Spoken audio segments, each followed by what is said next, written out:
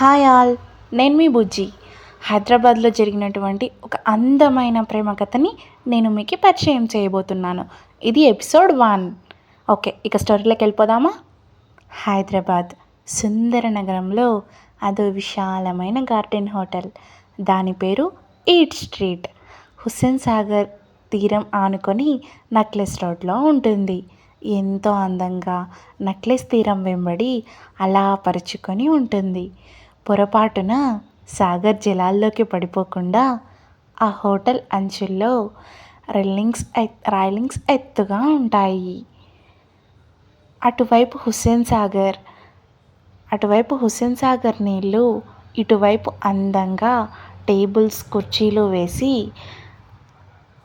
మంచి వ్యూతో నయనానందకరంగాను ఆహ్లాదకరంగాను ఉంటుంది. సాగర్ మధ్యలో ఉన్న బుద్ధ విగ్రహం తనివి తీరా చూస్తూ ఎంచెక్క కబుర్లతో ఫుడింగ్ ఎంజాయ్ చేయొచ్చు. కొద్ది దూరంలో ప్రభుత్వం వారు ఏర్పాటు చేసిన మువ్వన్నెల జెండా రెపరెపలాడుతూ చూపురులకు కనువిందు చేస్తూ ఉంటుంది.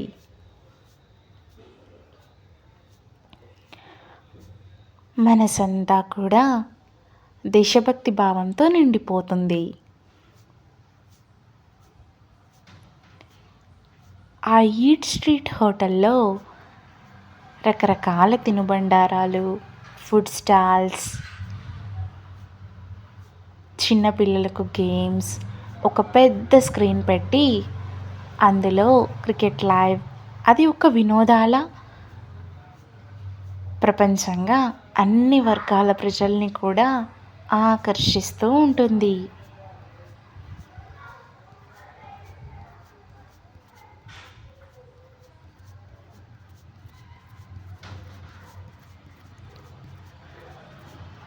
సగటు హైదరాబాదీయులు ప్రొద్దుట నుంచి రాత్రి 11 వరకు సేద తీరేందుకు తరచూ అక్కడికి వెళ్తుంటారు. శని ఆదివారాల్లో కిక్కిరిసి ఉంటుంది ఆ ప్రాంతమంతా కూడా. సాయంత్రాలైతే మరీను పిల్లలు పెద్దలు ఓ ఆట విడుపుగా హుషారుగా తిరుగుతూ ఉంటారు. నవంబర్ మాసం కావడంతో ఆ రోజు సాయంత్రం బాగా చల్లగాలులు వీస్తూ ఉన్నాయి. వాతావరణం కూడా మహా అద్భుతంగా ఉంది. వారం మధ్య రోజు కావడంతో జనం అక్కడక్కడ పల్చగా కూర్చొని సరదాగా కబుర్లు చెప్పుకుంటూ అల్పాహారం తింటూ కూల్ డ్రింక్స్, టీ, కాఫీ వంటివి సేవిస్తూ ఉన్నారు.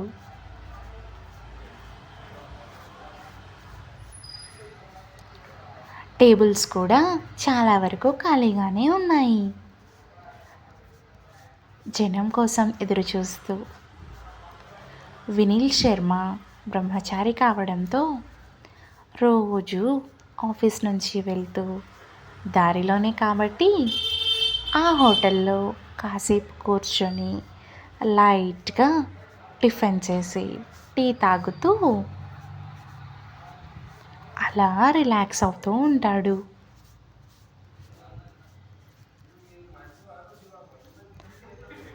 ఇక్కడి నుండి అసలైన స్టోరీ స్టార్ట్ అవుతోంది. సో ఇక స్టోరీలోకి వెళ్ళిపోదాం. చాలా ఇంట్రెస్టింగ్గా ఉంటుందండి. Please continue on watching. అతను పుట్టి పెరిగిన ఊరు భీమవరం.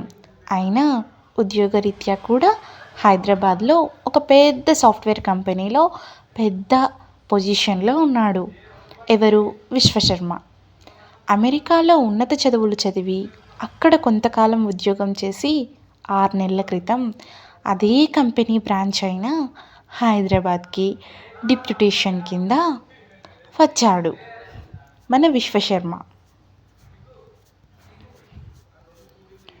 సాంప్రదాయపు బ్రాహ్మణ కుటుంబంలో మూడో సంతానం అతను. అన్నయ్య అక్కయ్యలిద్దరికీ పెళ్ళిళ్ళయ్యాయి.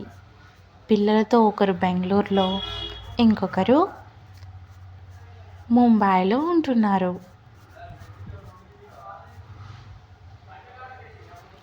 వినీల్ 4 రోజుల క్రితమే 26వ సంవత్సరంలోకి అడుగుపెట్టాడు. వినీల్ తండ్రి ఇన్సూరెన్స్ కంపెనీలో బ్రాంచ్ మేనేజర్గా చేసి 2 ఏళ్ల క్రితమే రిటైర్డ్ అయ్యాడు.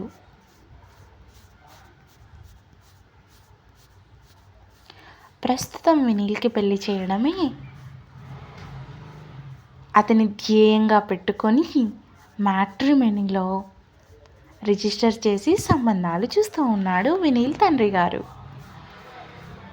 కాకుంటే ఆయనకు జాతకాల పట్టింపు కూడా ఎక్కువ.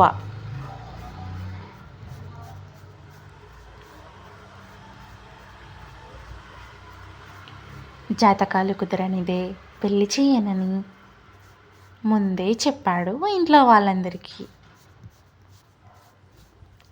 మరీ అంత చాదస్తం లేదు, కానీ పెళ్ళికి ముందు జాతకాలు కలిస్తే వరుడు వధువు చక్కగా అరమరికలు లేకుండా పిల్లా పాపలతో కాపురం చేసుకుంటారు అని ఆయన నమ్మకం.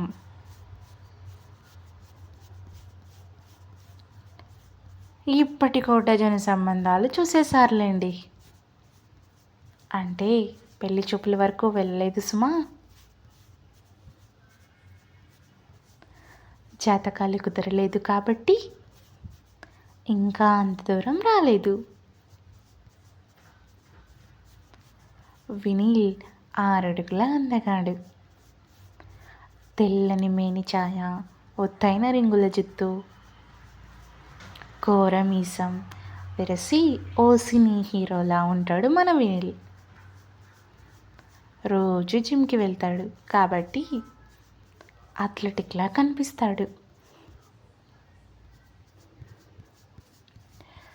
మొదటి నుంచి చదువులో ఫస్ట్ అవ్వడంతో అలవోకగా 2 అంకెల ర్యాంకులో ఐఐటి సీటు సంపాదించి అందులోనూ ఫస్ట్ ర్యాంక్ తెచ్చుకున్నాడు. చెన్నై ఐఐటిలో తనకిష్టమైన సాఫ్ట్వేర్ బ్రాంచ్లో డిగ్రీ చేశాడు. అందులోనూ క్యాంపస్ ఫస్ట్ వచ్చాడు.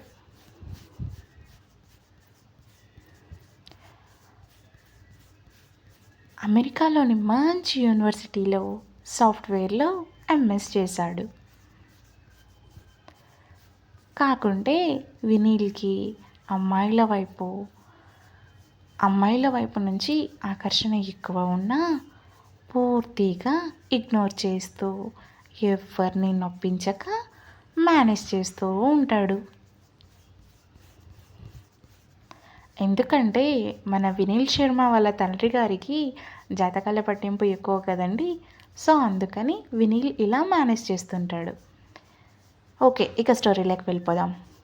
ఎందుకంటే పొరపాటున ఎవరితోనైనా ప్రేమలో పడితే ఇంట్లో తండ్రికి జవాబు చెప్పాలి అనుకొని జాగ్రత్తగా ఉంటాడు.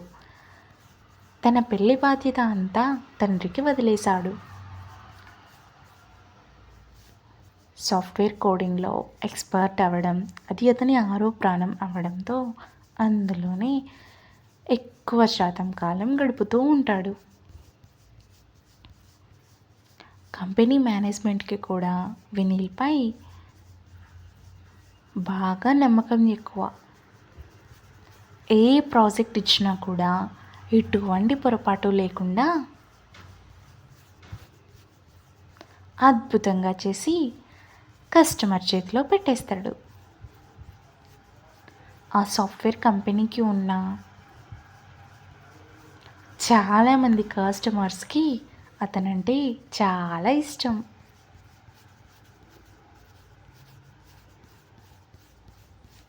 ఆఫీస్లో కూడా తన పనేమో తనేమో అన్నట్లుగా అంటి ముట్టనట్టు ఉంటాడు మన వినీల్.